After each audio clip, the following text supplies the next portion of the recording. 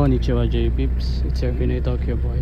And right now nakasakay nga tayo dito sa isang truck dito sa loob mismo ng Shiba Sakura Park.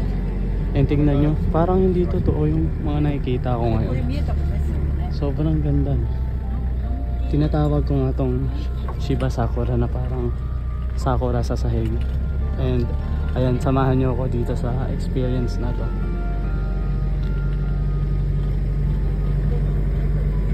So lahat ng nakikita nyo is flowers yan. And nandito nga siya matatagpuan banda sa Ozora. And ang entrance fee dito is 600 yen. And ang pagsakay naman sa tour bus na to is 400.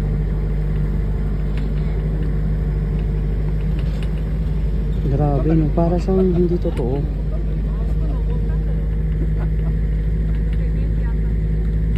Tapos ngayon is aakyat kami sa mismong bundok.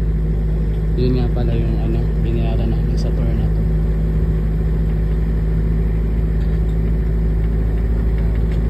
Enjoy the view.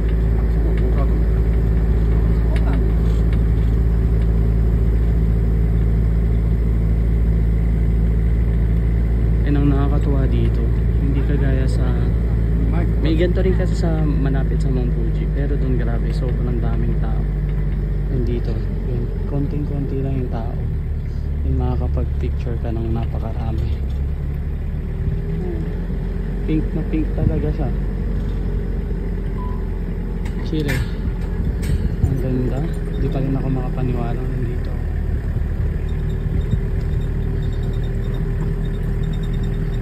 Tingnan nyo naman yan.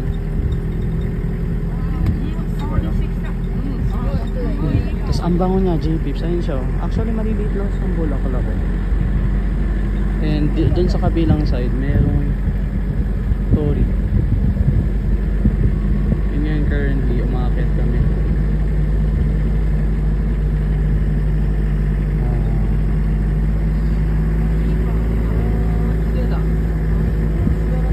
So dadaling ko kayo hanggang sa taas. Sana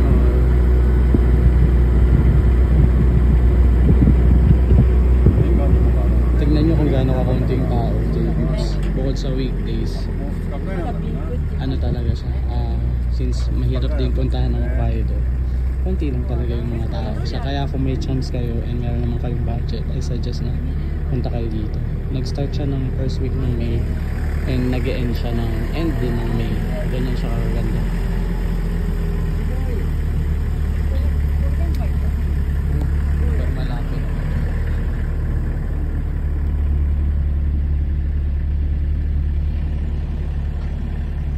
Katabi na mismo natin yung mga sakura. And ito na yung kaon na nakita natin kanina. Wow.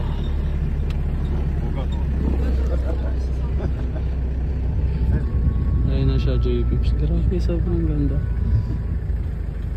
If you like this video, please share. And I hope na soon kayo naman yung makarating dito.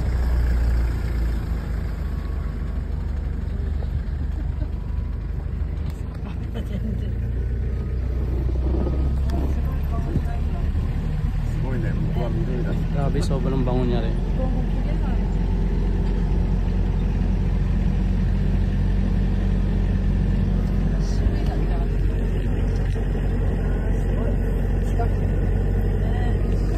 Tingnan niyo.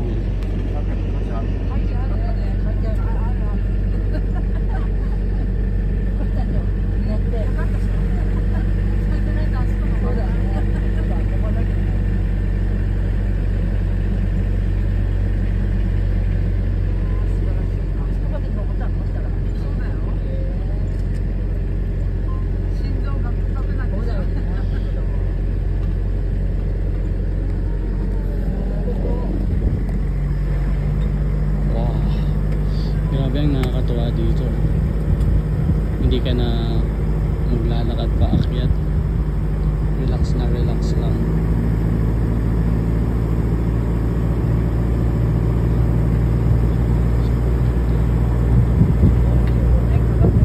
Pasensya na, hindi ako masyado makapagsalita. Grabe, sobrang ganda kasi.